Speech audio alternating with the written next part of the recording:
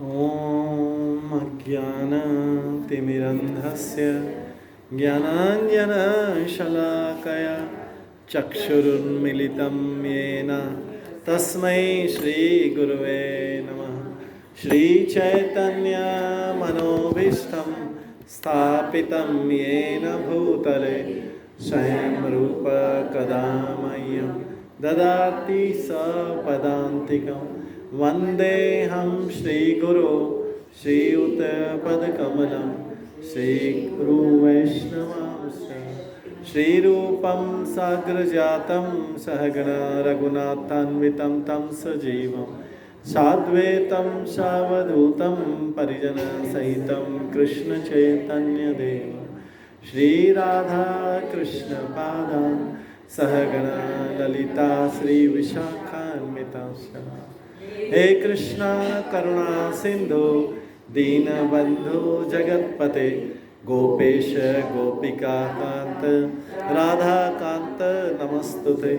तप्त कांचन गौरांगी राधे वृंदावनेश्वरी वृषभानुसुते देवी प्रणमामि हरिप्रिये। वाञ्छाकल्पतरुभ्यश्च कृपा सिन्धुभ्येव च पतितानां पावनेभ्यो वैष्णवेभ्यो नमो नमः।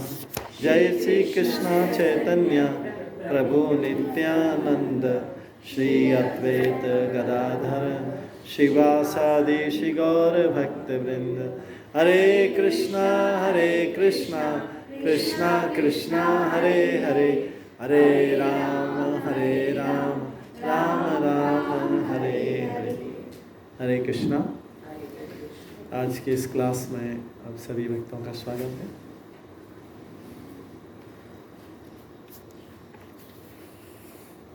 हम कहाँ तक हुआ था लास्ट टाइम? 3.11 थर्ड चैप्टर का 11th श्लोक करना है, स्टार्ट करना है।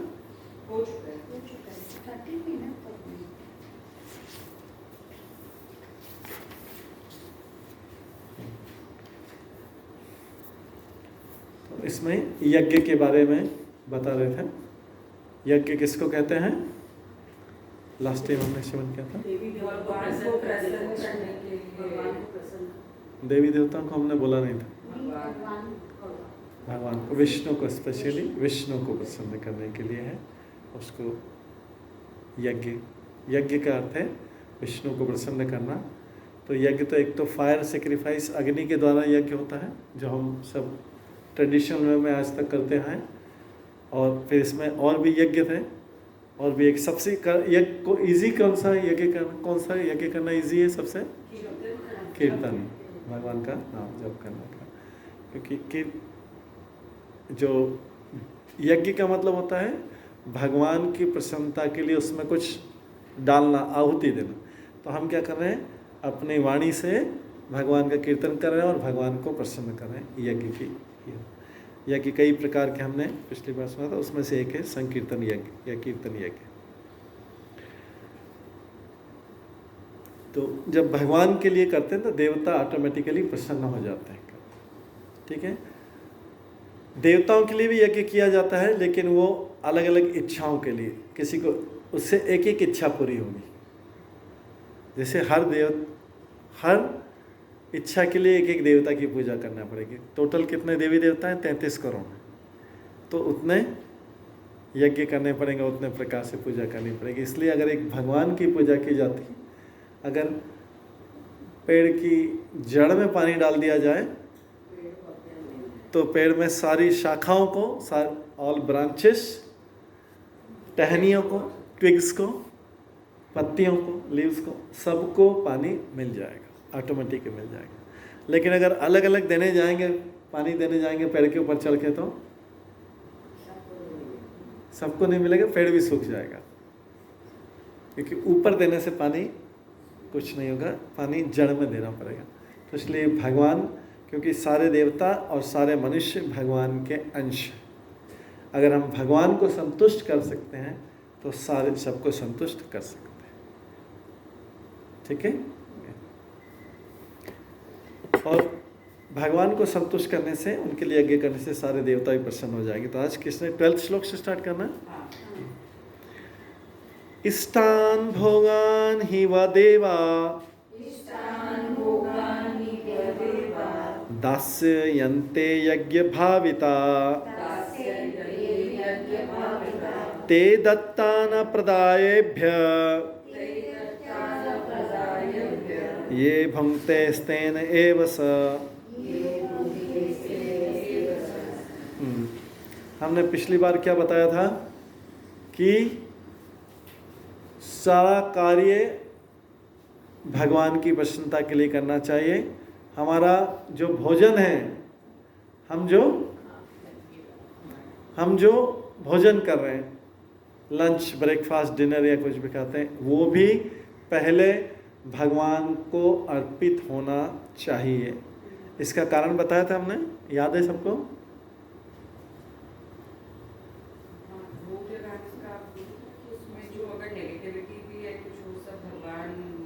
उसमें जो पाप कर्म है वो भगवान उसको निकाल देते हैं।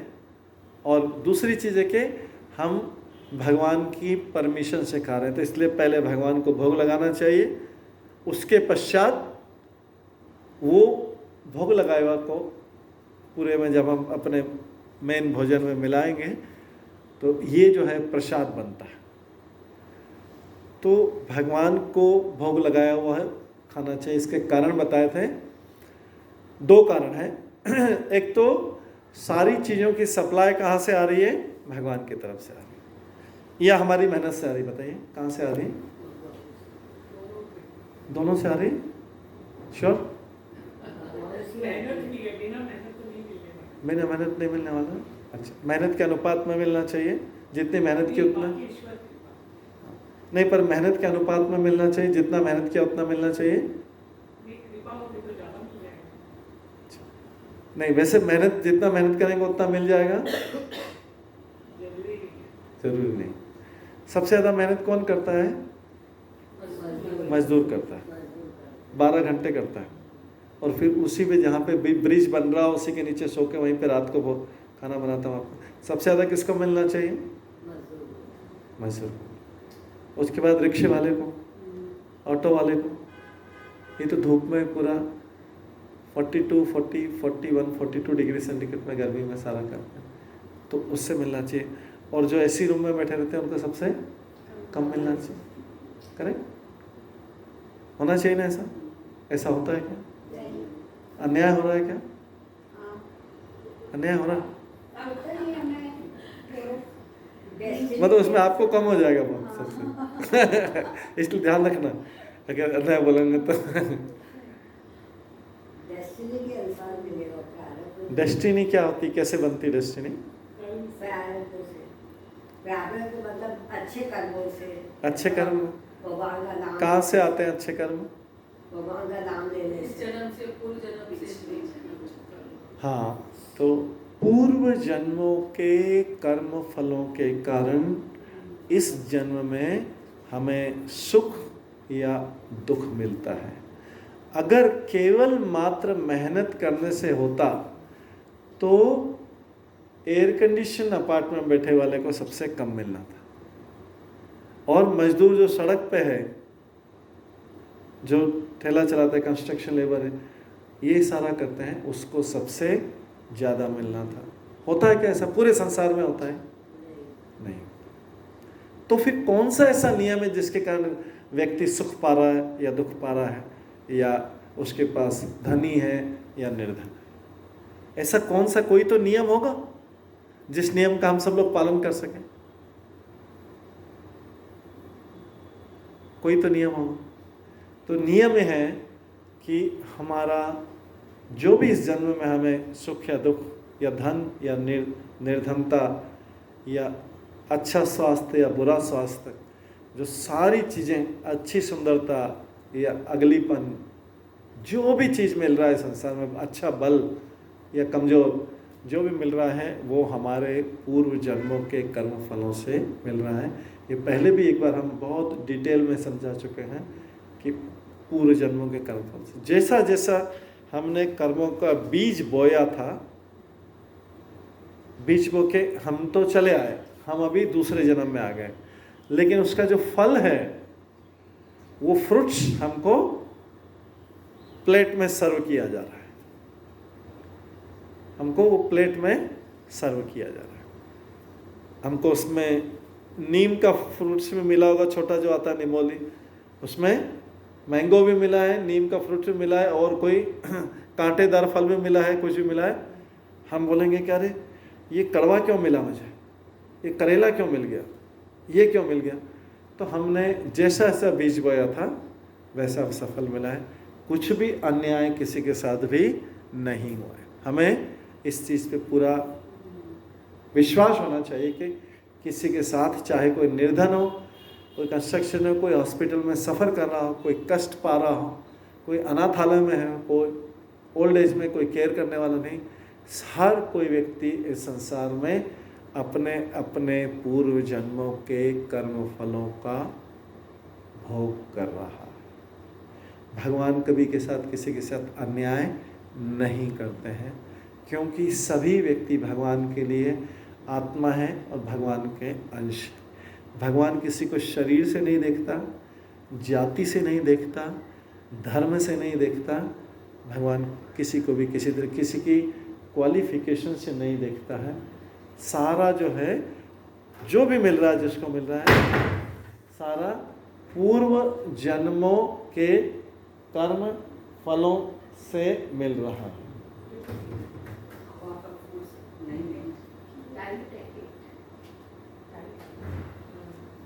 सारा पूर्व जन्मों के कर्मों से मिल रहा है। ठीक है, इसमें कोई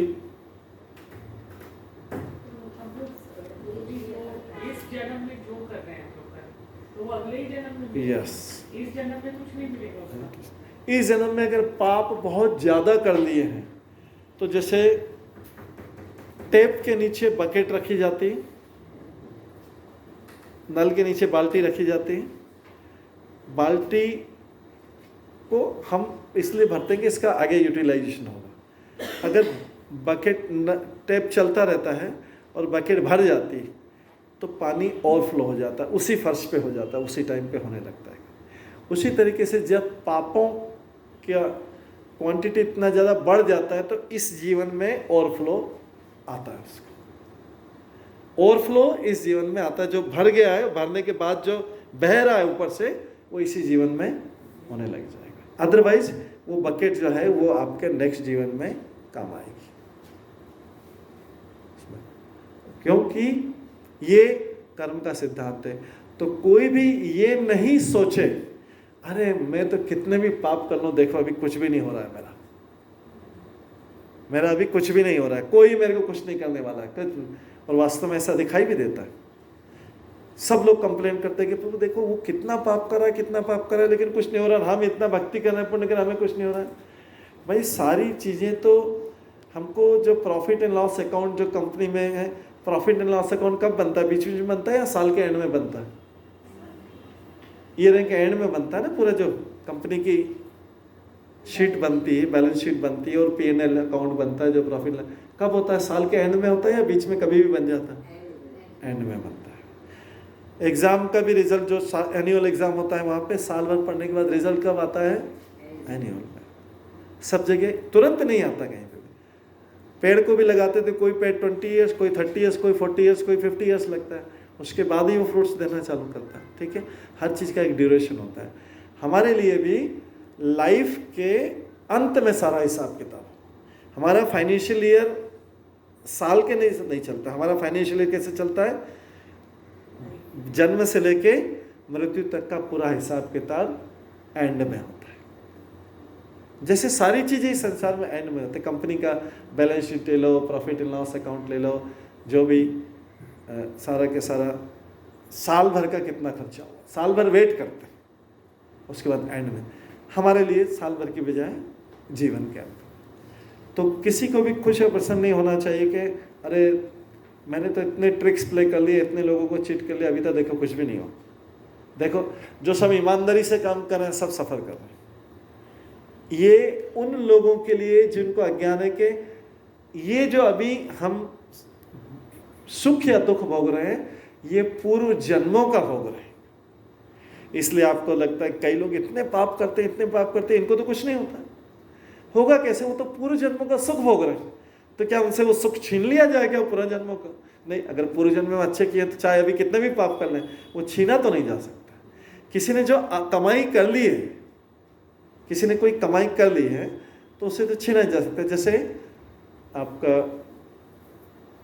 बोनस देते हैं कंपनी में, बोनस देते हैं। अगर किसी ने साल पूरा कर लिया है, 12 महीने पूरे कर लिए हैं और 13th मंथ में छोड़ के जा रहा है या 14th मंथ में छोड़ के जा रहा है, तो उसको 12 महीने वाला बोनस मिलना चाहिए, नहीं मिलना चाहिए? आपके साथ मिलना चाहिए ना। तो इसी प्रकार से अगर कोई इस जन्म में पाप भी कर रहा है, तो भी पूर्व जन्म के अगर फल है उसके पास में, तो उसको मिलना चाहिए। हम ये ऑब्जेक्शन नहीं करते क्यों कर रहा है, ये तो इतना पाप कर रहा है, इतना, वो पूर्व जन्म का तो फल उसको मिला। इस जन्म का भी होगा फिक्स, इस जन्म का हिसाब किताब अलग होगा उसका।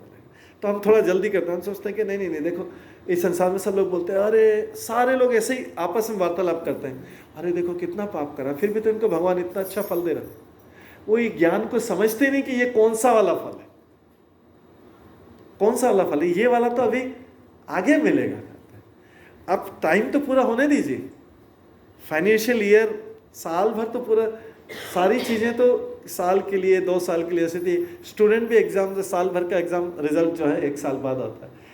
ऐसे ही हमारा जो हिसाब किताब है पूरे हमारे लिए साल नहीं, हमारे पूरे जीवन का होता है, जन्म से लेके मृत्यु तक सारा हिसाब किताब होता है। इसलिए उसमें फिर क्या क्या फल हमारे पॉजिटिव हैं जिसके लिए हमको सुख मिलना चाहिए, और क्या क्या नेगेटिव कर रखे, क्या क्या पाप कर रखे, उसका कष्ट मिलना चाहिए। और फिर अगले जीवन में हम इस प्रकार से कष्ट पाएंगे। आप में से कितने लोग कष्ट को इनवाइट करते हैं कि आओ कष्ट आओ, मुझे मिल जाओ? कोई भी नहीं करता, कोई भी करता नहीं। फिर आ कैसे जाता है, कैसे आ जाता है?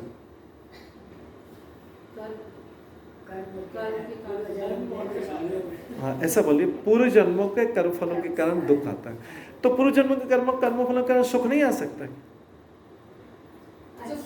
अच्छे कर्म किए तो सुख आएगा, अच्छे कर्म के सुख आएगा ऑटोमेटिकली। जैसे दुख बिना इनवाइट करने पे आता है ना, ऐसे सुख भी बिना इनवाइट करने पे आएगा ना, श्योर। तो ये सुख और दुख बिना इनवाइट किए आते हैं, क्योंकि आपने जो बीज बोए थे उसको अभी आपकी थाली में आपके सामने रखा जा रहा है। कभी करेला सर्व किया जा रहा है, आप बोलेंगे तो बहुत कड़वा है, बिटर है। कभी चिली सर्व की जा रही, कभी मैंगो सर्व किया जा रहा है, कभी एप्पल, कभी बनाना। और सोचेंगे ये कैसे आ रहा है, किस सीक्वेंस में आ रहा है, मैंने चिली क्यों आ गया ये, या ये क्यों आ गया, करेला क्यों आ गया, या ये क्यों आ गया। जैसा जैसा कर्म फल पकता जा रहा है, फल पकता जा रहा है, आपके सामने वो आता जा रहा है। करेला और ये मतलब है आपका कष्ट, दुख।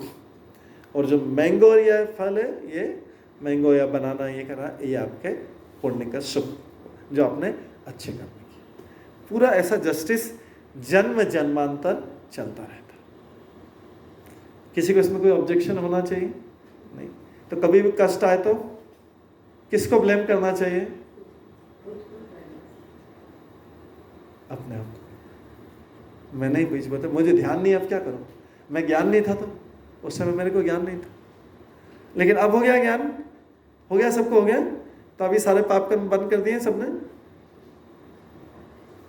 कोई नहीं करता, जानबूझ करके ही करते हैं सब। हाँ, जानबूझ करके सब करते हैं। क्यों करते हैं? क्यों करते हैं कि हमको पता भी नहीं ये पाप है, हमको पता भी नहीं कि ये चीजें पाप है। तो जब हम भागवत गीता पढ़ते हैं, हमें पता लगता है कि क्या पुण्य और क्या पाप है। गुरुजी, वो तो नादानी में किया हुआ पाप है, उसका भी प्रारब्ध। नादानी में किया हुआ पाप, नादानी का बच्चा बोले कि 8 साल तक का बच्चा नादान रहता है, जिसकी सारे पुण्य और पाप की जिम्मेदारी माता पिता के बाद रहती है। उसके बाद वो बाकी तो सारी समझदारी करने लगता है, दुनिया के सारे समझदारी वाले काम कर लेगा, लेकिन इसमें नादानी कैसे हो सकती?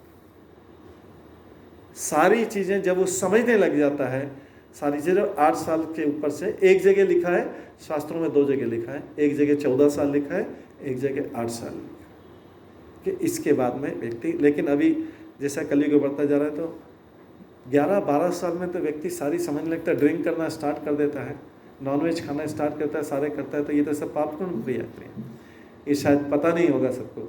इसलिए आप जो बोल रहे हैं कि हम नादानी में करते हैं या अनजाने में करते हैं, हमें पता नहीं, कोई जानबूझ कर पाप नहीं करता है, ये गलत है। वो इस उम्र से जब बाकी सारी चीज़ें समझने लगता है तो इसका मतलब है कि ये भी उसको नॉलेज है।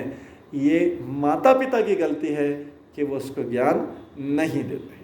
अब जैसे अभी भागवत गीता में श्लोक पढ़ा है, अभी श्लोक पढ़ा है हमने, अच्छा आप आए नहीं थे तो हमने श्लोक पढ़ा, अभी इसका ट्रांसलेशन नहीं पढ़ा है।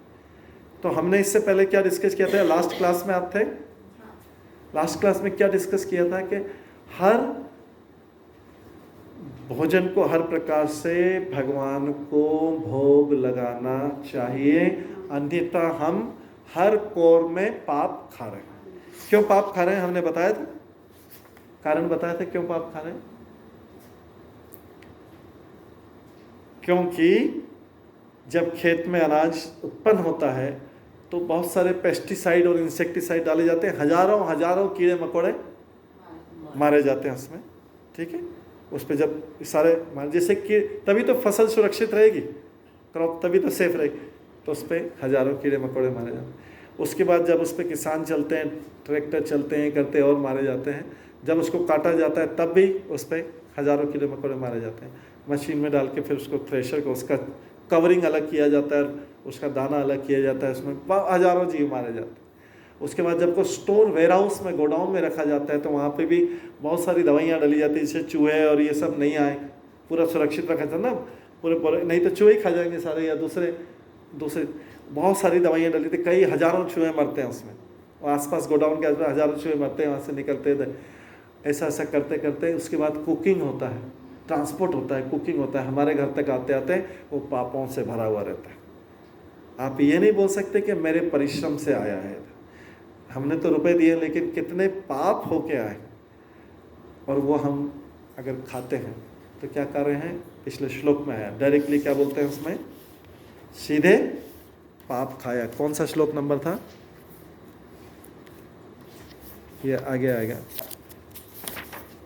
हाँ आगे 13वां श्लोक आ रहा है, सॉरी 30 श्लोक को मैं एक बार इसका ट्रांसलेशन पढ़ लेता हूँ। 13 श्लोक को अभी हम 12th पे हैं, लेकिन अभी 13 श्लोक का मैं बताता हूँ। भगवान के भक्त, ध्यान से सुनिएगा, अभी हम श्लोक भी पढ़ेंगे जब उसका टर्न आएगा, अभी वैसे ही रेफरेंस के लिए पढ़ रहे हैं। भगवान के भक्त सभी प्रकार के पापों से मुक्त हो जाते हैं क्योंकि वो यज्ञ में अर्पित किए भोजन को ही खाते हैं। यज्ञ मतलब होता है भगवान की प्रसन्नता, तो भगवान को जो अर्पित किया वो भोजन ही खाते हैं, इसलिए सारे पापों से मुक्त हो जाते हैं। अन्य लोग जो अपने इंद्रिय सुख के लिए भोजन बनाते हैं, मतलब अपने लिए खाने के लिए बनाते हैं और भगवान को भोग नहीं लगाते हैं, वे क्या, आगे क्या लिखा है, निश्चित रूप से पाप खाते हैं। अब बताए हो गया कि नहीं हो गया पाप, नादानी में हुआ क्या।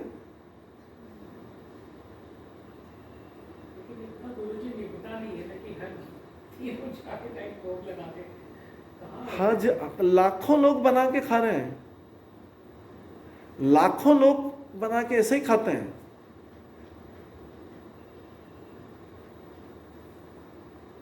और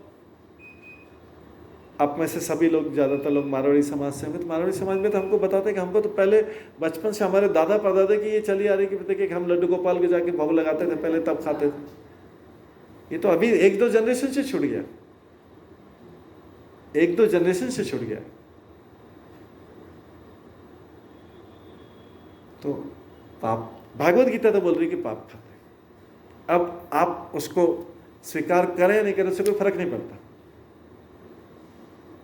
जो भागवत गीता में वचन लगा वो सत्य वचन, उसको आप माने, बोले कि हम नहीं मानते तो नहीं मानो, लेकिन पाप तो है। हम बोलेंगे कि अज्ञानता, नादानी, वो सब एक्सक्यूज। वास्तव में और अगर अभी हमें पता लग गया, मान लीजिए अभी तक अज्ञान था नादानी, तो कल से भोग लगाना चालू कर देंगे कैसे? मान लीजिए कि अगर आपकी बात मान लो कि चलो नादानी थे, अज्ञान था, कल से सब लोग भोग लगा के खाना चालू करेंगे?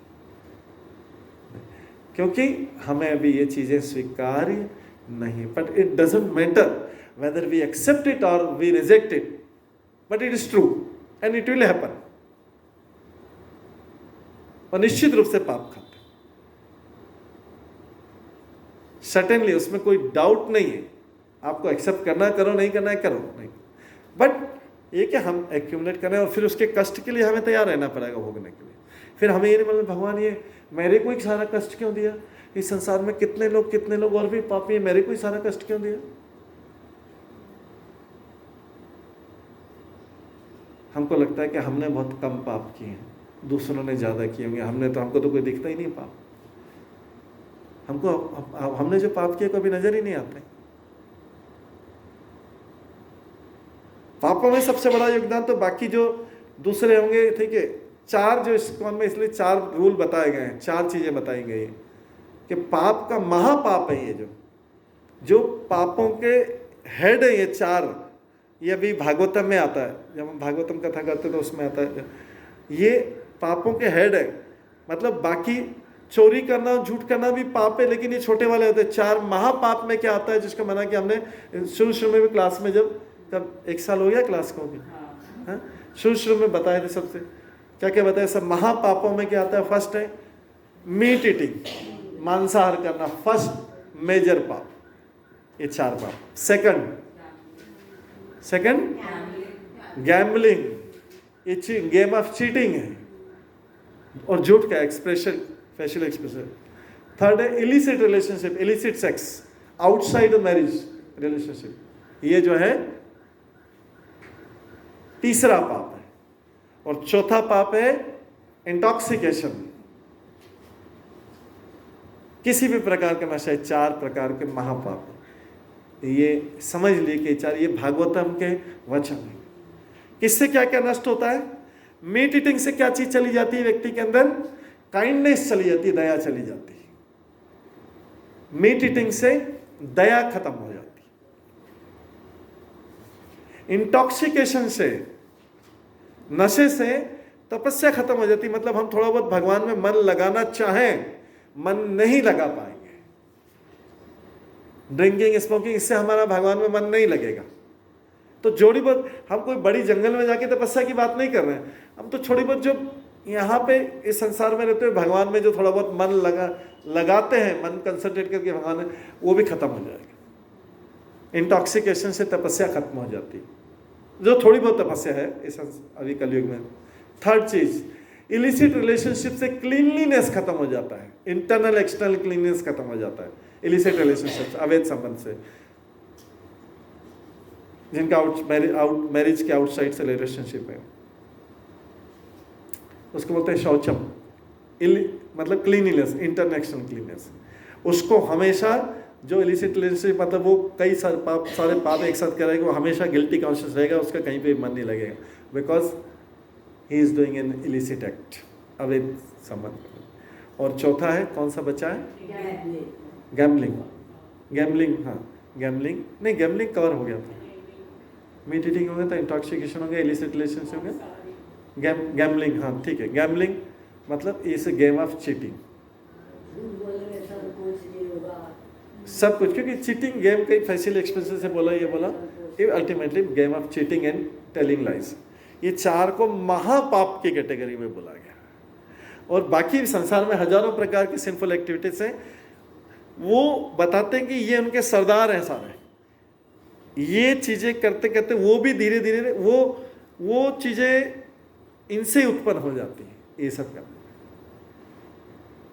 बाकी तो दूसरा है इसी, असत्य बोलना, ये करना, चोरी करना, वो करना, लेकिन हम चोर भी हैं। यहाँ पे क्या लिखा है देखिए, 12th श्लोक के ट्रांसलेशन में लास्ट लाइन देखिए। 12th श्लोक का ट्रांसलेशन, अनुवाद जो है, हिंदी अनुवाद, उसके लास्ट शब्द क्या देखिए, लास्ट शब्द में क्या लिखा है? चोर है। देखिए, भागवत गीता के वचन बोला जा रहा है। इसका संस्कृत का स्तेन, देखिए इस श्लोक में भी है स्तेन एव स, देखा श्लोक में 12वें के श्लोक के लास्ट में स्तेन एव स, स्तेन मतलब है चोर, वह निश्चित रूप से चोर। क्यों? क्योंकि हम समझते कि संसार में सारी चीजें हमारी हैं, क्योंकि हमने अपने धन से कमाया है, इसलिए हम इसका सुख भोगेंगे। लेकिन हमने कहा बताया सुख कहां से आ रहा है? सुख कहां से आ रहा है? पूर्व जन्मों के कर्मों से आ रहा है। क्योंकि हम परिश्रम करें तो फिर अगर हमारे परिश्रम से आता है तो फिर दुख क्यों आ जाता है? तो जैसे दुख आता है बिना बुलाए, ऐसी सुख भी आएगा, चाहे आप परिश्रम करो या न करो। फिर भी भगवान भागवत गीता में बोलते हैं हर किसी को कर्म करना चाहिए, कोई भी कर्म किए बिना नहीं रह सकता। तो जब आप बोलेंगे कि सब कुछ पिछले वाले जन्म से मिल रहा है तो हमें कर्म क्यों करना चाहिए? भाई आगे के लिए तो कुछ मिलेगा, नेक्स्ट बर्थ के लिए तो ये तो कंटिन्यू चलता रहेगा, तो कर्म तो करना पड़ेगा,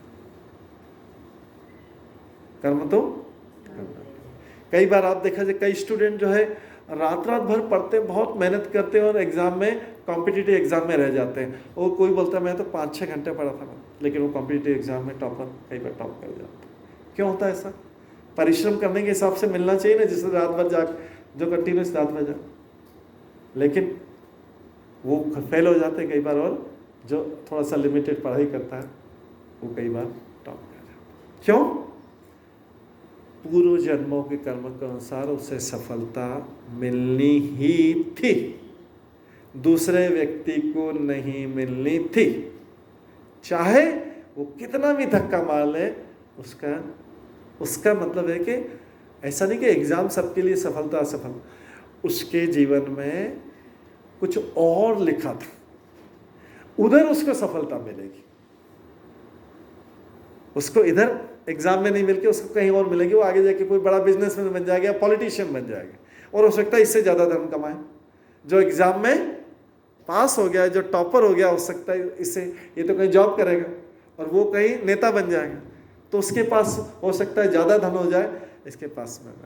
तो इस संसार में जो है ये सुख और दुख हमारे परिश्रम से नहीं, ये भगवान ने ऑलरेडी डिसाइड कर रखे हैं पूर्व जन्मों के। उन्होंने भी डिसाइड नहीं किए, उन्होंने देखा इसने पूर्व जन्म में ऐसा कर्म किया है, ये इसका फल ये इसने किया, ऐसा क्या। फिर भी हमें इसका मतलब ऐसा नहीं कि हमको हाथ पे हाथ रख के देखें, हमको कर्म तो करना ही पड़ेगा, क्योंकि आगे भी तो है, आगे भी चलना है।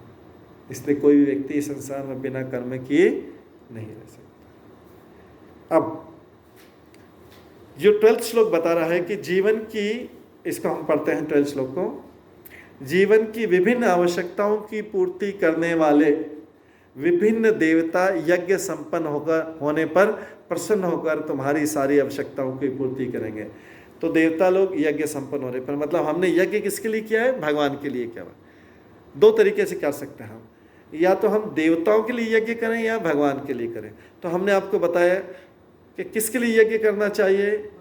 भगवान, क्योंकि भगवान सारी आवश्यकताओं का, हमारी तो आवश्यकताओं की पूरी वैरायटी है ना। अगर देवता करेंगे तो एक एक देवता के लिए यज्ञ करना पड़ेगा, और देवताओं के द्वारा दिया गया फल टेम्परेरी है, देवताओं के द्वारा दिया गया फल टेम्परेरी है, लेकिन भगवान के द्वारा दिया गया फल स्थायी है। भगवान के द्वारा फल दिया गया फल स्थायी। तीसरी चीज, कई बार हम मांगते हैं कई चीज और हमें ज्ञान नहीं, तो हम गलत चीज भी मांग लेते हैं, तो देवता देवी देते हैं। भगवान से कोई गलत चीज मांगेंगे, भगवान देंगे नहीं। तो देवता इज लाइक अंकल एंड भगवान इज लाइक ए फादर। अब फादर जब बच्चे को ले जाएंगे और कोल्ड में ले जाएंगे, बच्चे को कोल्ड हो रहा है, कुछ हो रहा है, तो बच्चा बोलेगा आइसक्रीम लेगा, फादर बोलेगा नो नो आइसक्रीम। पापा वो नहीं, वो भी नहीं, हाँ ये चलो ये ले लो, ये खाओ, वो नहीं खाओ, ये वो पूरा सेलेक्टिव। पापा फादर है, वो पूरा ध्यान रखेंगे क्या चाहिए इसको और क्या नहीं चाहिए। अंकल तो 2 दिन के लिए आए हैं, अंकल बोलेंगे चलो बेटा, अंकल आइसक्रीम, चलो बेटा आइसक्रीम खाओ, अच्छा ये खा वो खा, चलो ये भी खा लो। अब इनको तो 2 दिन के लिए आए हैं।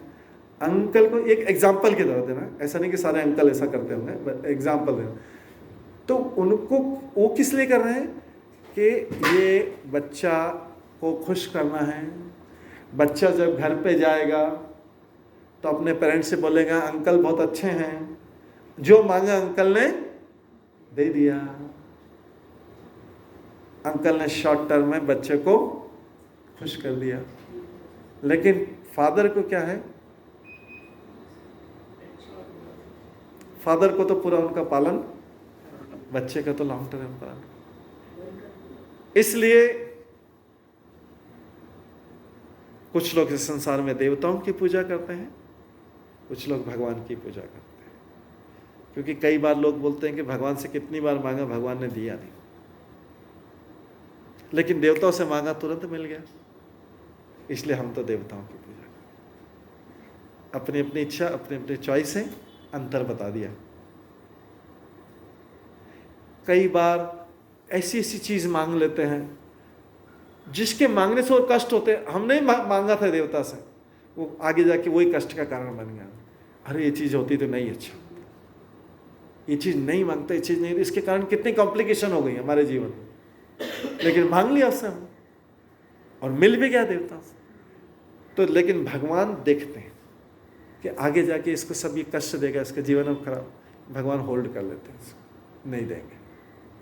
तो इसलिए लोगों का भगवान के ऊपर से उतना विश्वास नहीं रहता, क्योंकि भगवान डिसाइड। इसलिए तो कई बार क्या होता है कि बच्चे को अंकल के साथ जाना ज़्यादा अच्छा लगता है बजाय फादर के साथ। छोटे बच्चे कि अंकल तो सारी बात सुन लेते हैं, सब कुछ कर लेते हैं जो बोले, लेकिन पापा तो ऐसा बोलते हैं, ये करो वो नहीं करो, ये करो वो नहीं करो। तो ये है, इस तरीके से संसार चलता है।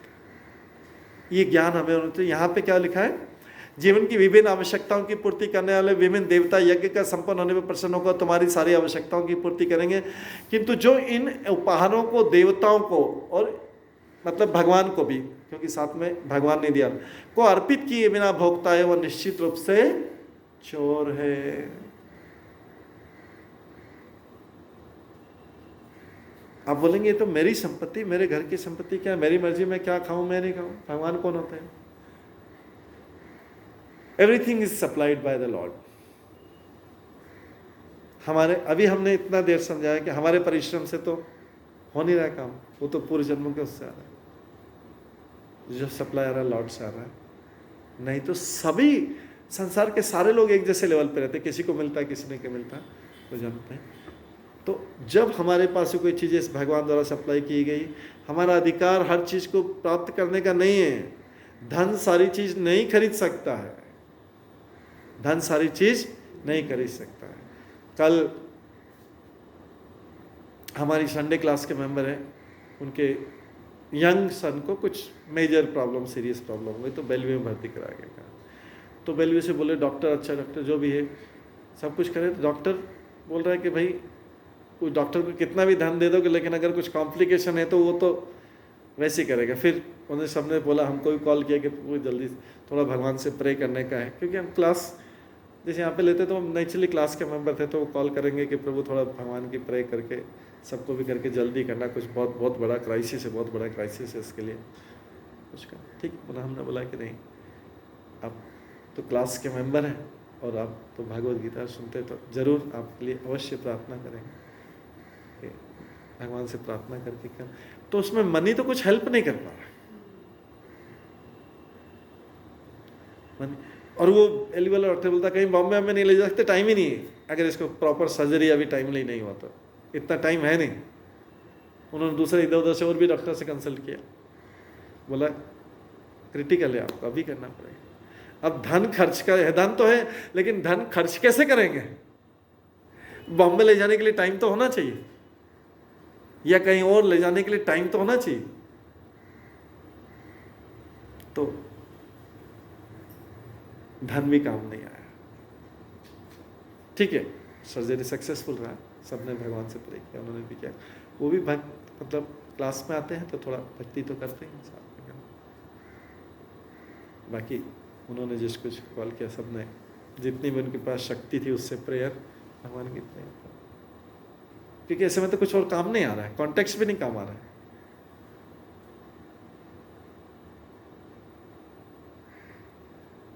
तो ये जो है जीवन सब कुछ सुखपूर्वक चलता रहे, अचानक कोई इमरजेंसी आ गई और कुछ भी चीज काम नहीं आती।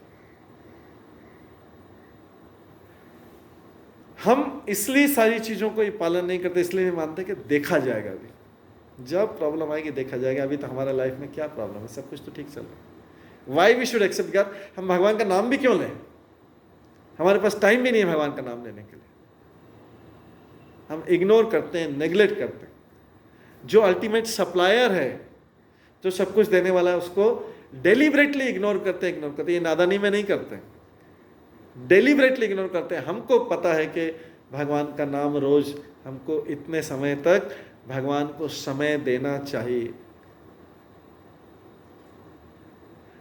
अगर हम आपसे पूछे एक लिस्ट बनवाए, हमने बनवाई थी संडे क्लास में एक्सरसाइज, आपसे लिस्ट बनाए कि भगवान ने आपके लिए क्या क्या किया है, तो एक अच्छी खासी, अगर कोई समझदार आदमी होगा तो अच्छी खासी लिस्ट बनेगी दे। अब हम एक दूसरा पेपर रख के आपसे बोलेंगे आपने भगवान के लिए क्या क्या करते हैं, ये लो पेपर लो और ये इस पे लिख के बताओ आपने भगवान के लिए अभी तक क्या क्या किया। लिस्ट बनेगी नहीं, हाल 1 या 2 पॉइंट हार्डली मिलेंगे, वो भी नहीं मिल पाएंगे आपने बदले में क्या किया।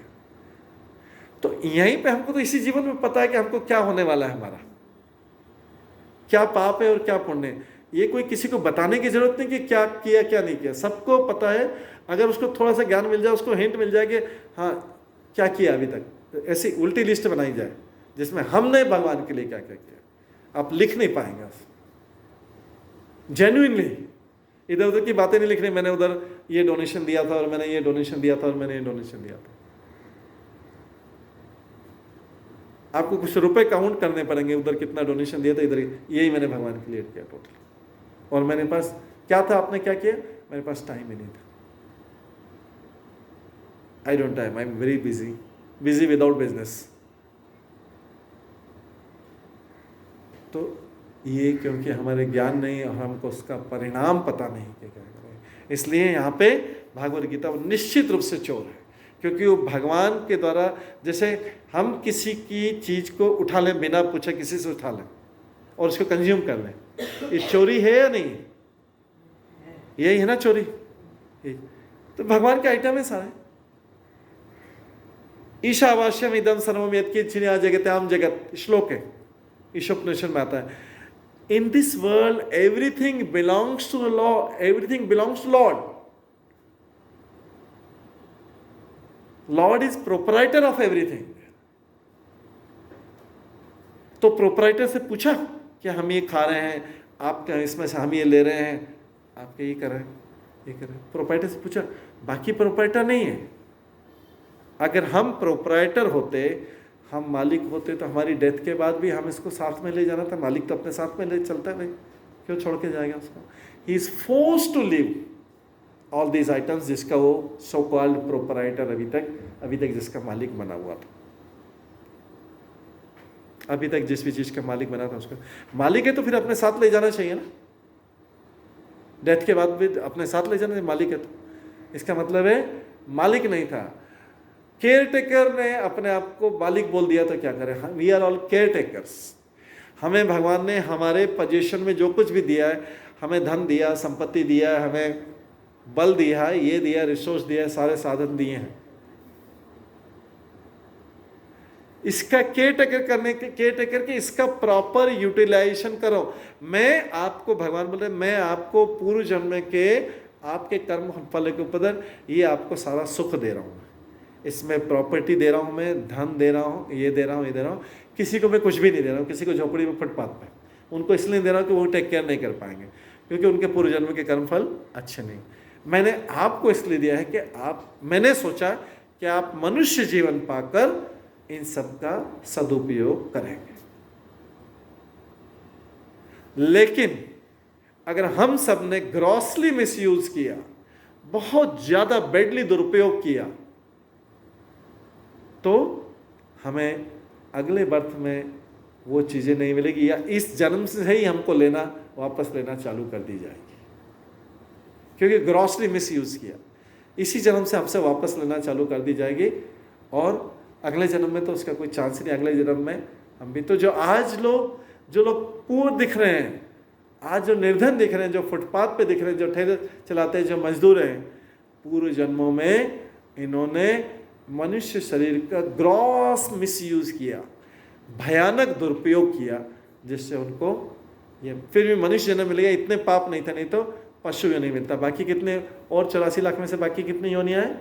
80 लाख, जो हमने पहले बताया था ना। टोटल 84 लाख होते, इसमें 4 लाख मनुष्य जीवन की वैरायटी होती, बाकी 80 लाख वैरायटी मिले।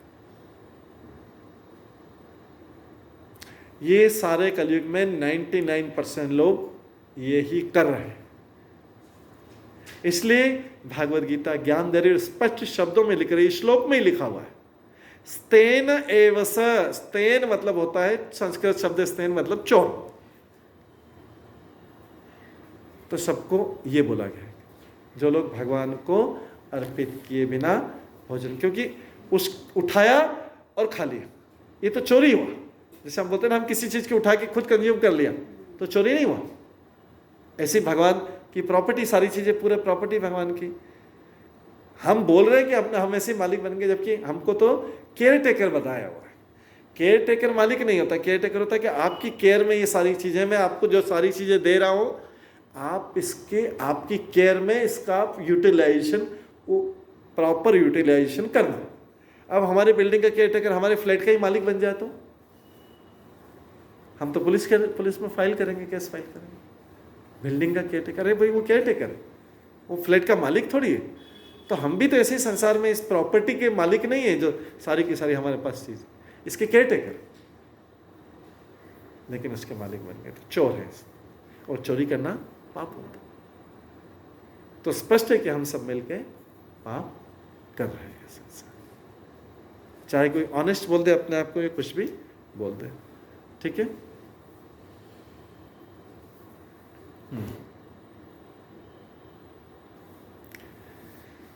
तो तात्पर्य बोलते, इसके आगे इसमें पढ़ते हैं, देवता गण भगवान श्री विष्णु द्वारा भोग सामग्री प्रदान करने के लिए अधिकृत दिए हुए। अब देखिए यहाँ पे क्लियर हो गया।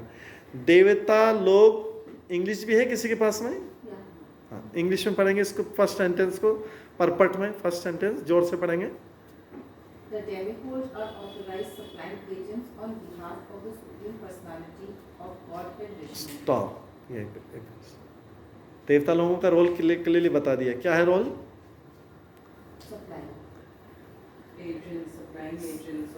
On behalf of lord. भगवान ने उनको शक्ति दी हुई कि मेरी तरफ से आप लोगों को ये आइटम, हर आइटम के, हर डिपार्टमेंट के लिए एक एक डेमिगॉड है, आप मेरी तरफ से इनको दे सकते हैं।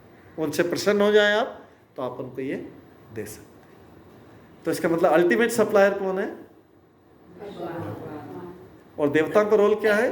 देवता भगवान के ऑर्डर पे ही सारी चीजें देते हैं। उनके पास में चीजें हैं देवताओं के पास, लेकिन वो भगवान के, या फिर या तो कोई देवता को प्रसन्न कर ले, या फिर भगवान के ऑर्डर पे देते हैं। तो कई लोग शॉर्टकट लगाते हैं, किसको करते हैं? देवता को प्रसन्न करके उनसे ले लेते हैं। तो देवता वही आइटम देगा, जैसे हमने बताया ना 3-4 डिफरेंस, देवता वही आइटम देगा जो उसके पास। लेकिन भगवान से प्रार्थना करें तो भगवान 10 देवताओं को भी दे सकते, भाई इसको ये दे देना, ये दे देना, इसको ये देना, इसको ये देना, इसको ये देना। और जो भगवान ने ऑर्डर दिया है वो स्थायी है, वो फल स्थायी। इसलिए हमें सदा भगवान को प्रसन्न रखना चाहिए। भगवान को प्रसन्न रखने के लिए, ध्यान से सुनिए, बहुत इंपॉर्टेंट है, क्योंकि बाद में काम आएगा, अभी शायद नहीं काम आए, क्योंकि अभी हमारे साथ ऐसी कोई प्रॉब्लम नहीं भी हो सकती तब हो। लेकिन भगवान को प्रसन्न रखने का तरीका है डेली भगवान की स्तुति करना, भगवान की प्रार्थना करना और भगवान का नाम लेना। भगवान को हमसे कोई धन नहीं चाहिए, कोई करुणा का, कोई हमको कि बहुत ज़्यादा धन, ऐसा भगवान उन सब चीज़ों से प्रसन्न होने वाले, वो तो धन के सप्लायर हैं, उनको क्या धन चाहिए। वो तो ठीक है कि ऐसे ही प्रसन्न होने के लिए हम चाह देते हैं और कर देते हैं, बट भगवान को मेनली क्या चाहिए? हमारा प्रेम चाहिए। लेकिन हमारा प्रेम, हमारे पास प्रेम की तो शॉर्टेज है, स्कैरसिटी ऑफ लव है हमारे पास। तो क्यों? संसार में लगा दिया है सारा प्रेम, तो संसार में खर्च कर दिया ना सारा। हमने बच्चों में लगाया, पति पत्नी में लगाया, परिवार, बच्चे, रिलेटिव्स, भाई बंधु, इसमें सारा बांटा, कुछ बचा ही नहीं। अंदर तो सूखा हुआ, अकाल हो गया। भगवान के लिए कुछ बचा ही नहीं। जबकि हमारे प्रेम का पहला अधिकार भगवान को मिला था, because he is supplying everything there. वही हमें सब कुछ मेंटेन कर रहे हैं। वही ब्रह्मा के रूप में सृष्टि को बनाने वाले हैं, विष्णु के रूप में पालन करने वाले हैं, और शिव के रूप में संहार कर रहे हैं। मतलब जी इसको हटाऊंगा तो ये भी डिस्टर्ब हो जाएगा। Thank you. हाँ,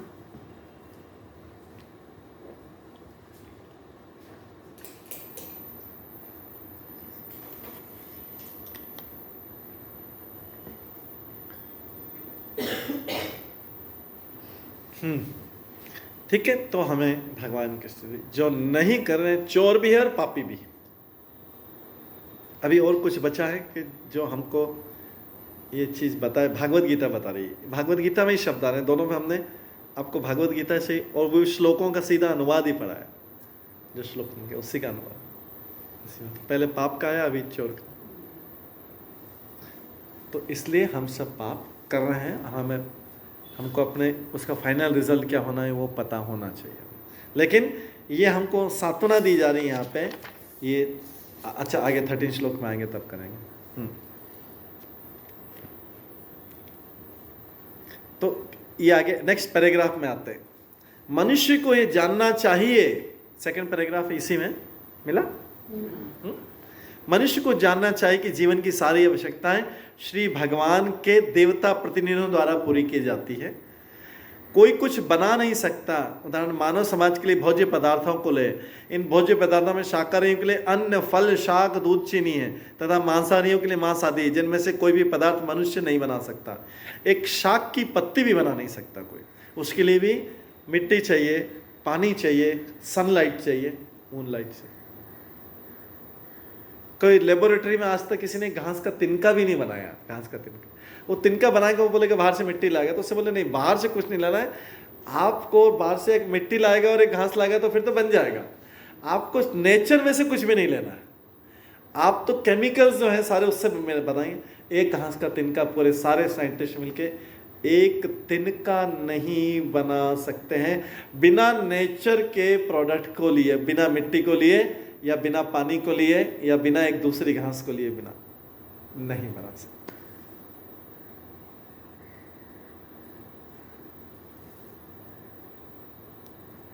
तो एक और उदाहरण लें, जैसे उष्मा, हीट, लाइट, वाटर, एयर जो जीवन के लिए आवश्यक है, कौन बना सकता है बताइए। इसी एयर में से, इसमें ऑक्सीजन और हाइड्रोजन दोनों होता है, सबको पता ही, केमिस्ट्री में पढ़ा था हाइड्रोजन। इसी में से ऑक्सीजन निकाल के एक छोटा सा सिलेंडर 1000 रुपए का मिलता था थोड़ी देर के लिए, जो कोविड के टाइम पे।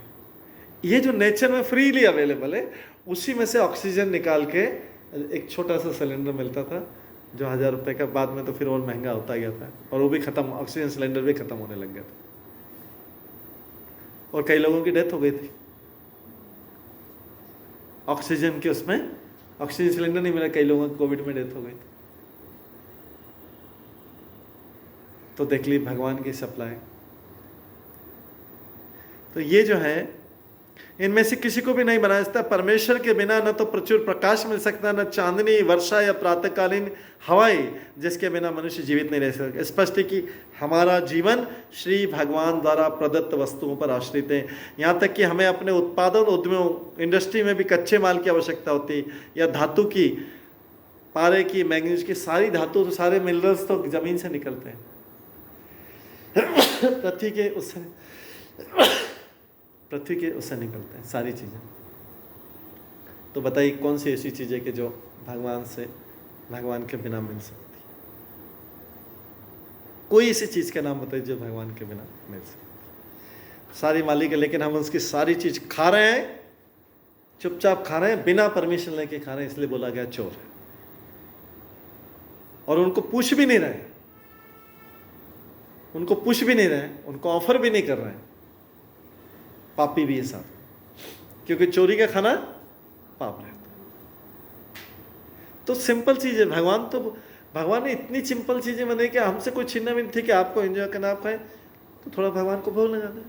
10 मिनट ही तो देरी होगा, 10 मिनट भगवान को पूरा करना है। हर बार ब्रेकफास्ट लंच डिनर में कितना 10 मिनट, तो 10 मिनट रखना पड़ता है। भोग लगाने की पूरी क्रिया जो है 10 मिनट का।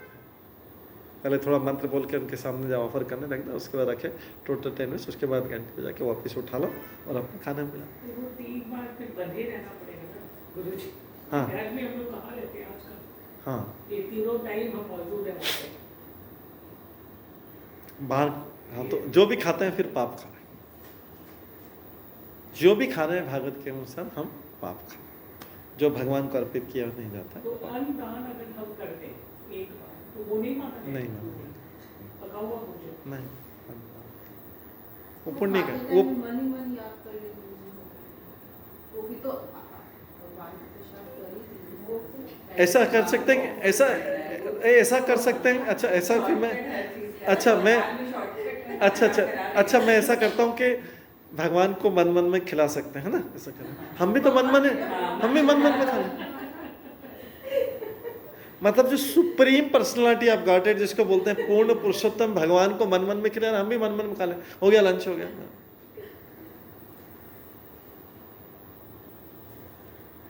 ये सब तब हम कर रहे हैं क्योंकि हमारे जीवन में भगवान की कोई प्रायोरिटी नहीं है। प्रायोरिटी तो फिर भगवान याद दिलाते हैं। जैसे कल उनको फ़ोन किया, उन्होंने भी कहा सारा घर परिवार एकदम पूरा हरे कृष्णा कृष्ण, सारा पूरा परिवार एकदम। भगवान ऐसे याद दिलाते हैं, हर समय पर याद दिलाते रहते हैं कि। लेकिन ये क्यों? अगर जैसे किसी के साथ आपका रिलेशनशिप नहीं, आपका मान लीजिए कि किसी से कोई पहले जानते थे, बहुत मिलते थे, 8-10 साल से कोई बातचीत नहीं, अचानक उसको फ़ोन करो कि आपको मेरे को 1 करोड़ का लोन दे सकते हैं क्या? वो भी आश्चर्य होगा कि आज तक 8-10 साल तक कोई बातचीत नहीं है, मेरा ऐसे कोई रिलेशनशिप नहीं, भूल गया, आज एक दिन सटाना मेरे से लोन मांग रहे हैं। चल, तो अगर कोई ऐसा जिसकी बातचीत होती हो, ये होता हो, सब कुछ हो रहा, अच्छा रिलेशनशिप है, तो वो बोलेगा हाँ ठीक है। ऐसे भगवान से हमारा कोई रिलेशनशिप नहीं, कुछ भी नहीं। ऐसे वंसी माइल जब क्राइसिस आ गया, भगवान हेल्प कर दो, अचानक हेल्प। भगवान बोले कौन है भाई, कहाँ से आ गया था, मैं तो तुमको जानता ही नहीं। इतना स्वार्थ का रिलेशनशिप। क्या भगवान ये केवल सप्लायर का रोल करने के लिए आएंगे? यहाँ भागवत गीता में बोला हुआ है, आगे भागवत में बोला जाएगा कि मानव जीवन, जो मनुष्य जीवन मिला है, 2 हाथ 2 पैर वाला, ये भगवान की सेवा करने के लिए मिला है।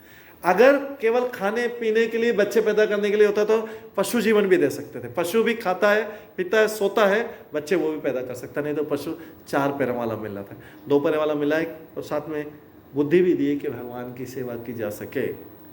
हम बोल रहे हैं भगवान की, हम पार्ट टाइम की भी, इसमें सब लोग बोल रहे हैं कि पार्ट टाइम में भी नहीं मिलता। भगवान भागवत गीता में बोल रहे हैं फुल टाइम ये मेरी सेवा करने के लिए शरीर मिला है, आपका कोई काम है तो पार्ट टाइम कर लो। जीवन चलाना है, जीवन की नीड को फुलफिल करना है तो पार्ट टाइम में कर लो, उसमें से मेरी सेवा में से टाइम निकाल के पार्ट टाइम कर लो। ये मनुष्य जीवन का उद्देश्य हम पहले पढ़ चुके हैं, आगे और भी आएगा। ये लिखा है यहीं पे भी, अनेक आवश्यकताएं वस्तु जिनकी पूर्ति भगवान के प्रतिनिधि इस उद्देश्य करते हैं। किस उद्देश्य करते हैं? कि हम इनका समुचित उपयोग करके आत्म साक्षात्कार के लिए अपने आप को स्वस्थ एवं पुष्ट बनाएं। किसके लिए बनाएं अपने आप को स्वस्थ पुष्ट? किस लिए खाएं पिए? भगवान की भक्ति, आत्म साक्षात्कार के लिए सपोर्ट करने के लिए चीज मिली है। क्या बोला गया और क्या कर रहे हैं हम? स्वस्थ पुष्ट बना, जिससे जीवन का चरम लक्ष्य, इससे क्या जीवन का चरम अर्थात भौतिक जीवन संघर्ष से मुक्ति प्राप्त हो सके, मतलब भगवान के धाम जा सके जीवन के अंत में। वो मेन था, इसलिए ये दी जा रहा है, इसलिए दिया जा रहा है। यज्ञ संपन्न करने से, यज्ञ मतलब अगेन भगवान को ऑफर करने से, भगवान की प्रसन्नता करने से, यज्ञ संपन्न करने से मानव जीवन का ये लक्ष्य प्राप्त हो जाता है। मतलब मानव जीवन का लक्ष्य क्या है? आत्म साक्षात करना, भगवान की भक्ति करना है मानव जीवन का लक्ष्य। यदि हम जीवन उद्देश्य को भूलकर, आगे है, यदि हम जीवन उद्देश्य को भूलकर भगवान के प्रतिनिधियों से अपनी इंद्रिय तृप्ति के लिए वस्तु लेते रहेंगे कि हमें संतुष्ट होना है, हमें सुख चाहिए, हमें को ये चीज़ चाहिए, मुझे ये चीज़ चाहिए, मुझे इंद्रिय तृप्ति के लिए वस्तु लेते रहेंगे, तो इस संसार में अधिकाधिक फंसते जाएंगे। संसार की तुलना दलदल से की गई, कीचड़ से की गई, इसमें और फंसते जाएंगे, जो कि सृष्टि का उद्देश्य नहीं है। सृष्टि बनाने का उद्देश्य नहीं, सृष्टि बनाने का उद्देश्य यहाँ से निकलना। एक बार ऑलरेडी इस भौतिक जगत में, क्योंकि ये हमारा परमानेंट निवास स्थान नहीं, हमारा परमानेंट निवास स्थान वो है जहाँ पे भगवान स्वयं रहते हैं। वो स्थान है, वहाँ पे इन सब चीज़ों की जरूरत नहीं पड़ती। वहाँ पे न जन्म है, न मृत्यु है, न जरा है, न व्याधि, न बुढ़ापा है, न बीमारी। वहाँ पे एक बार उस धाम में यद गत्वा न निवर्तन तो तद धाम परमम मम, भगवान बोलते मेरा धाम ऐसा है कि वहाँ से वापस आने की जरूरत नहीं पड़ती, और वहाँ पे सारी आनंद ही है, और भूख प्यास और ये उससे रहित है। तो और आगे लिखा है इस संसार फंस जाएंगे जो कि सृष्टि का उद्देश्य नहीं, तो निश्चय ही हम चोर हैं, और इस तरह प्रकृति के नियमों द्वारा दंडित होंगे, दंड मिलेगा। चोरों का समाज कभी सुखी नहीं रह सकता, हमारे बारे में बोला जा रहा है। चोरों का समाज कभी सुखी नहीं रह सकता, क्योंकि उनका कोई जीवन लक्ष्य नहीं होता। भौतिकतावादी चोरों का कभी जीवन लक्ष्य नहीं होता, उन्हें तो केवल इंद्रिय तृप्ति की चिंता रहती, मतलब मेरे को सुख मिलेगी, किसी भी तरीके से मुझे सुख मिले, मुझे कोई मतलब नहीं और किसी से मतलब नहीं। मेरी इंद्रिय मतलब 5 इंद्रियां जो हमारी, आँखों को अच्छा दृश्य, अच्छा कुछ, कानों को अच्छा इंटरटेनमेंट, मुंह को अच्छा खाना, अच्छा भोजन नहीं करना और अच्छे बातचीत, और त्वचा को अच्छा स्पर्श, touch, good touch, soft touch, या वार्म, या वेदर के अनुकूल, या अलग अलग, और नोज को गुड स्मेल, ये सब। इंद्रियों को तो इंद्रिय तृप्ति चाहिए। वे नहीं जानते कि यज्ञ किस तरह किए जाते हैं, किंतु श्री चैतन्य महाप्रभु ने यज्ञ संपन्न करने की सरलतम विधि का प्रवर्तन किया।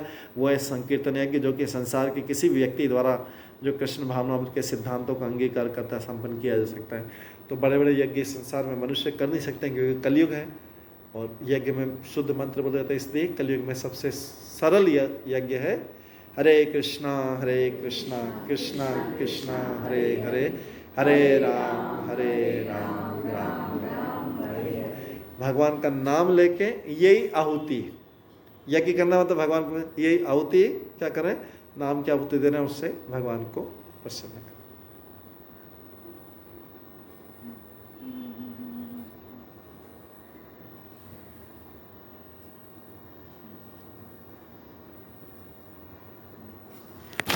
कितना टाइम हुआ है? 15 मिनट बाकी है। एक्चुअली इसका सेशन नहीं हुआ था। तो ये जो है, ये जीवन का लक्ष्य है, भागवत गीता ज्ञान है। अब हम इसका करें या नहीं करें, इसमें लिखा है कि और जो नहीं करते हैं इस तरह हम प्रकृति के नियमों द्वारा, ये नेचर ही हमें दंडित करेगी, इसका उचित पनिशमेंट देगी। आगे है 13 श्लोक करते हैं। यज्ञ शिष्टा शिनाशंत मुच्यन्ते सर्व क्लिब्बशे भुंजते ते तु अघम पापा ये पचन्ति आत्म कारणात्।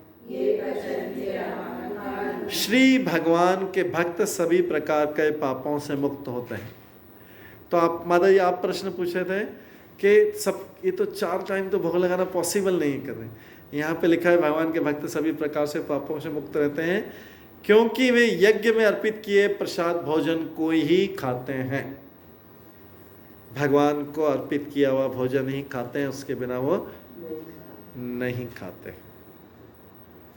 अन्य लोग जो अपने इंद्रिय सुख के लिए भोजन बनाते हैं, वे निश्चित रूप से पाप खाते हैं। जो केवल खाने के लिए खाते हैं वो निश्चित रूप से पाप खाते हैं। तात्पर्य भगवत भक्तों में कृष्ण भावनामय पुरुषों को संत कहा जाता है। वे सदैव भगवत प्रेम में निमग्न रहते हैं, जैसा कि ब्रह्म संहिता में कहा गया है, प्रेमांजन छुरित भक्ति विलोचन संत सदैव हृदयेषु विलोकयन्ति। संतगण भगवान गोविंद या मुकुंद या श्री कृष्ण के प्रगाढ़ प्रेम में मग्न करने के कारण कोई भी वस्तु परम पुरुष को अर्पित किए बिना ग्रहण नहीं करते हैं। माता पिता को अगर छोटा बच्चा है 6 महीने 3 महीने का, उसको भूख लगी है तो पहले उसको देंगे, वो चिल्लाता रहेगा, या पहले स्वयं खाएंगे, पहले हम करेंगे, उसके बाद जब हम खा लेंगे 1-1.5 घंटे बाद उसको फिर उसको दूध देंगे या उसको खिलाएंगे। पहले क्या करते हैं? पहले बच्चे को। क्यों करते हैं? नहीं, और कारण बताए, स्ट्रॉन्ग रीजन बताए। बच्चे से प्रेम है, तो प्रेम का लक्षण है, प्रेम का उसको संतुष्ट करना। प्रेम का पहला लक्षण क्या है? संतुष्ट करना।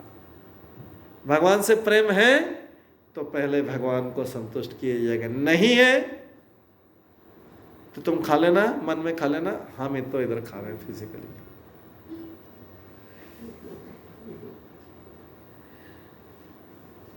मतलब हमारा प्रेम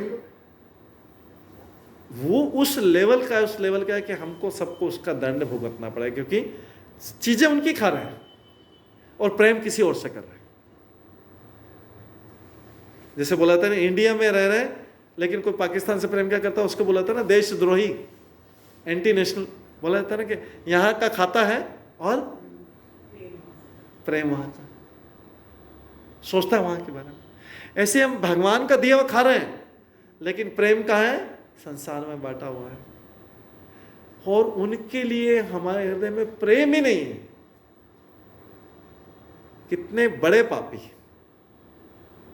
तो इसलिए कलयुग में पाप करने वालों की कमी नहीं। 99% पॉपुलेशन पाप कर रहा है।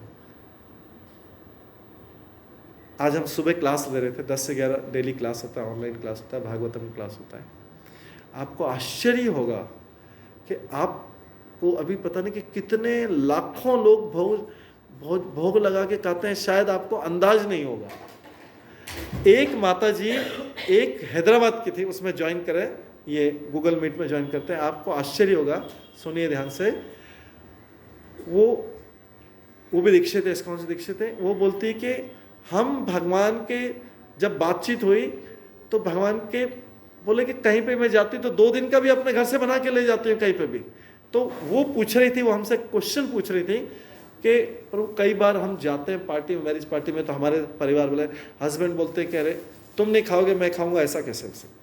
रेस्टोरेंट में जाते हैं, कहते हैं मतलब किस लेवल के भक्त हैं। बोले कि तुम नहीं खाओ, बोले कि मैं तो बाहर का खाती नहीं, तो भगवान का भोग लगा हुआ नहीं रहता।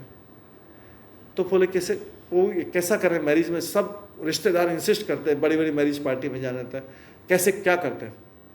तो फिर वो बोले कि वहाँ पे जाके फ्रूट्स या कोई मिल्क प्रोडक्ट जस्ट नाम के लिए ले लेते हैं कि जिससे सबको लगे कि वो कुछ खा रहे, अदरवाइज वो नहीं खाती नहीं, 2-3 दिन नहीं खाएगी, मतलब अपने साथ जो लाके फिर अपने वापस रूम में आके वो खाएंगे। उस लेवल तक पालन करते हैं। बाहर जाने पे भी यहाँ की तो बात ही नहीं, यहाँ तो 100% पूरा नियम का पालन। बाहर जाने पे भी, कहीं मैरिज जाने पे भी, जब मैं हस्बैंड वो है कहीं से एडजस्ट करते हैं कि हस्बैंड भी नाराज नहीं हो, कहीं से ऐसा एडजस्टमेंट करते हैं कि उनको दिखाने के लिए थोड़ा खा लिया, फ्रूट्स खा लिया या मिल्क लेके बदले, और कुछ एक्सक्यूज दे दी। एक्सक्यूज की देना भी ठीक, किस करके जिससे उनका वो बिना भोग लगाए वाला नियम नहीं टूटे। हैदराबाद की गुरुजी हमेशा जैसे थाली परोस के भगवान के सामने रखना पड़ेगा। उनकी थाली अलग है, उनके बर्तन अलग रहते हैं। और ऐसे मानसिक रूप से अर्पण नहीं कर सकते। नहीं, मानसिक रूप से तो हमको फिर मानसिक रूप से ही खा लेना चाहिए। भगवान को थोड़ी चाहिए। नहीं, भगवान तो पर्सन है। भगवान को बोला गया यहाँ पे सुप्रीम पर्सनालिटी ऑफ गॉडेड, जिसको हिंदी में बोलते पूर्ण पुरुषोत्तम भगवान। अच्छा, भगवान नहीं, मान लीजिए भगवान ऐसे मन से कर लेता है, तो कभी क्राइसिस आता तो भगवान के सामने हाथ जोड़ के क्यों खड़े हो जाते? भगवान तो है नहीं, क्यों हाथ जोड़ के किसके सामने खड़े होते हैं? या मंदिर में जाके किसको प्रणाम करते हैं? क्यों करते हैं बताइए? वो जैसे पूजा भी तो मन से करते हैं। नहीं, मन से नहीं करते हैं। नहीं, पूजा मन से नहीं करते हैं। पूजा ही मन से नहीं करते, ये सब शॉर्टकट। भगवान व्यक्ति हैं, सुप्रीम पर्सन है, he is also person, but वो सुप्रीम है। उनके हमारे जैसे शरीर नहीं है। हमारा शरीर जैसे बुढ़ापा भी आएगा, इसमें बीमारी भी आएगी, इसकी मृत्यु होगी। उनका शरीर आध्यात्मिक है, वो भी पुरुष है, उनकी भी फीलिंग है, उनकी भी सेंसिटिविटी है, वो पुरुष है, लेकिन हमारे जैसे नहीं है। वो उनका शरीर अलग से बना है जो कभी नष्ट नहीं होने वाला है। ये शरीर तो नष्ट होने वाला है, वो शरीर नष्ट नहीं होने वाला है। तो भगवान है, और भगवान सबकी फीलिंग और प्रेम, तभी तो बोलते हैं प्रेम तो कोई ऐसे इसमें तो नहीं दिया जाता, ये तो एक प्रेम का लक्षण है। प्रेम तो हृदय टू हृदय, हार्ट टू हार्ट एक्सचेंज होता है। बच्चे से प्रेम होता है तो बच्चे की आवाज़ कहीं से भी सुन के माता भाग के चली आती है ना। कहीं से भी हजारों बच्चों के बीच में से, सैकड़ों बच्चों के बीच में से अपने बच्चे की आवाज़ सुन लेंगे, वो प्रेम का कनेक्शन। ऐसे भगवान का अपने भक्त से प्रेम का कनेक्शन। तो माता अगर बच्चे से प्रेम करती तो उसको मिल्क देती है कि मिल्क फीडिंग करती है कि नहीं करती? कि प्रेम का ऐसे मानसिक रूप से प्रदर्शन कर देते हैं? प्रेम का मानसिक रूप से प्रदर्शन कर देते हैं? नहीं, उसको तो देते हैं। तो भगवान के लिए क्या मानसिक? इसका मतलब भगवान को अभी हम जो सही रूप में समझ नहीं पा रहे कि कौन है। ये जब सही रूप से समझा नहीं तो कोई बोलता है भगवान निराकार है, तो वो किससे फिर प्रार्थना करा? निराकार है तो किसके खड़े होकर ऐसे बोलते हैं भगवान मेरी सहायता की? अरे भाई कोई व्यक्ति नहीं है, वो तो निराकार है, जब दिखता ही नहीं तो फिर किस क्यों प्रार्थना करते? मंदिर में जाके हाथ पूजो किसके सामने खड़े होते? अगर वो पत्थर ही है तो फिर किसके सामने खड़े होना? लकड़ी या मेटल है तो किसके सामने खड़े होना? क्यों खड़े होना? किससे प्रार्थना करें? जब है ही नहीं, वो व्यक्ति नहीं है, वो निराकार है, तो फिर हवा से प्रार्थना कर रहे है। वो है। और आगे हम बताएंगे क्योंकि टाइम नहीं उतना कि जब विग्रह रूप में, मूर्ति रूप में कैसे आते हैं। जब विग्रह की स्थापना की जाती तो भगवान, जो लोग स्थापना करते हैं उनकी रिक्वेस्ट पे, उनकी प्रार्थना पे उस पत्थर के विग्रह में भी प्रवेश कर जाते हैं, क्योंकि भगवान तो कण कण में है। कण कण में है तो इसमें प्रवेश नहीं कर सकते क्या? जब कण कण में है तो ये जो हम इसमें इनवाइट कर रहे हैं कि एक मूर्ति बना के फिर उसको जब उसमें इनवाइट किया कि आप इसमें रहिए, हम आपकी पूरी सेवा करेंगे, घर में आप रहिए, हम आपको ब्रेकफास्ट भी देंगे, लंच भी देंगे, डिनर भी देंगे, सब कुछ देंगे, जो जो हम खाएंगे सब आपको देंगे। तो भगवान बोला ठीक है, मैं आपके घर में रहने को तैयार हूँ, मैं आपसे एक्सचेंज कर सकता हूँ, मेरा आपका रिलेशनशिप हो गया। तो भगवान ऐसे केस में कोई भगवान के सामने जाएगा, क्राइसिस के समय, संकट के में जाएगा, तो भगवान बोलेंगे हाँ हम तो, तुम तो रोज मेरी सेवा करते हो। तो रिलेशनशिप बना, अदरवाइज कैसे बना? पत्थर से रिलेशनशिप होता है क्या? नहीं होता। वो तो बहुत सारी जगह बोलते हैं कि भगवान एक तो कलियुग सोर्स है, एक तो पावर है, सोर्स है, एनर्जी। वो जिनको भगवान के बारे में पूरा ज्ञान नहीं करता, तो फिर ये भागवत गीता किसने बोली? सोर्स ने बोली। फिर हम शक्ति से प्रार्थना कर रहे हैं या एनर्जी से प्रार्थना कर रहे हैं, वो तो फिर है नहीं, देखने वाला तो है नहीं। फिर एक भागवत गीता कौन बोल रहा है? कौन किसको बोल रहा है? कुरुक्षेत्र के युद्ध में शक्ति बोल रही, वहां तो साक्षात भगवान खड़े। फिर वो जो हम मूर्ति विग्रह बनाते हैं उसको भी क्यों पूजा कर? उसको भी घर में नहीं रखना चाहिए। लड्डू गोपाल को भी, वो तो शक्ति है, हवा में रहती शक्ति। तो सारा कंसेप्ट गलत हो जाएगा। भगवान के रूप में, पुरुष के रूप में, पूर्ण पुरुषोत्तम भगवान के रूप में भी रहते हैं। वही भगवान अपने आप को सबके हृदय में परमात्मा के रूप में विस्तार करते हैं, वही भगवान सबके हृदय में।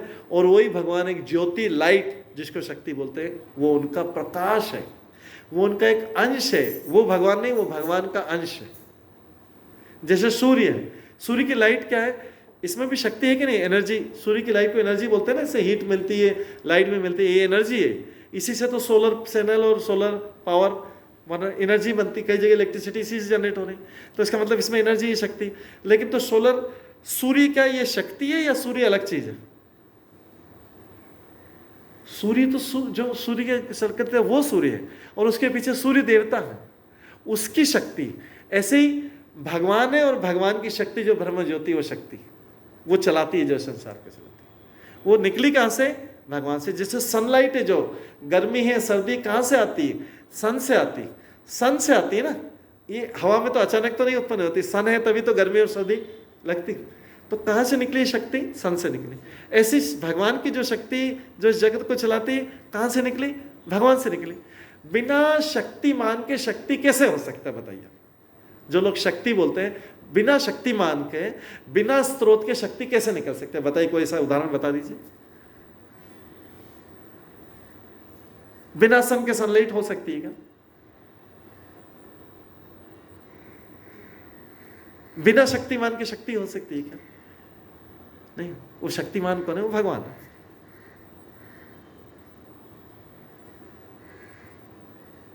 सब कुछ होते हुए पैरालिसिस हो जाता, हाथ हिलना बंद हो जाता। क्या हो गया इस हाथ में? डॉक्टर सारा चेक कर लेगा, आपका ब्लड प्रेशर ये वो सब कुछ नॉर्मल लगेगा ना। पैरालिसिस में सब कुछ पूरा बॉडी नॉर्मल होता है, बट अचानक उसकी पावर चली गई। अचानक पावर चली गई ना, यही होता। कोई और बीमारी तो पता नहीं लगा, बस पैरालिसिस हो गया, ये हाथ चला, शक्ति चली गई। इसलिए भगवान के अस्तित्व को स्वीकार करके, उनकी शरणागत होके, नम्र स्वभाव से उनकी स्तुति करनी चाहिए, उनको प्रसन्न करना चाहिए। उनकी स्तुति करना महंगा नहीं है, उनका नाम लेना है, उनको टाइम देना है। जैसा लंच के लिए देते हैं टाइम, ब्रेकफास्ट के लिए देते हैं, डिनर के लिए देते हैं, समाज के लोगों के लिए देते हैं, अपने फ्रेंड्स को देते हैं, अपने संबंधी को देते हैं, संतान को देते हैं, माता पिता को देते हैं, उनके लिए भी टाइम होना चाहिए। सबको देना है तो उनके लिए क्यों नहीं? वो अनटचेबल तो नहीं है ना, वो तो सबसे मोस्ट इंपॉर्टेंट है, लेकिन हम उसको अनटचेबल मानते हैं। आपके लिए नहीं है टाइम, नहीं, नो टाइम आपके लिए। ये तो बहुत भयानक स्थिति में है हम, बहुत बहुत डेंजरस स्थिति में है सारा कलयुग के लिए। उतना नेग्लेक्ट कर रखा, उतना इग्नोर कर रखा है भगवान को। कोई पूछे टाइम नहीं है इस चीज। सारे संसार के लिए हमने टाइम दे रखा है, नहीं भी होता तो निकाल लेते टाइम, लेकिन भगवान के लिए टाइम हम सोचते भगवान के लिए चलते फिरते कर लेंगे कुछ। भगवान तो ऐसे कैसे है? ऐसे क्यों मान लिया? किसने बोला कि ऐसे ही है भगवान को? कुछ भी कर लो, भगवान को कैसा भी ट्रीट कर लो, किसने बोला? क्या भगवान ने बोला कि मेरे को कैसा भी ट्रीट कर लो? ऐसा बोला कहीं पे लिखा है क्या? भगवान ने तो बोला भोग लगाने का लिखा, अभी अभी बन। और आगे भी वो बोलेंगे क्या क्या करना चाहिए मेरे लिए, इसलिए तो हम भागवत गीता पढ़ रहे हैं। बोलेंगे कि क्या क्या करना चाहिए मेरे लिए, ये सब चीज़ों को इग्नोर कर रहे हैं, तो सोचिए कि हमारी क्या दशा हो, सोचिए कि हमारी क्या दशा हो।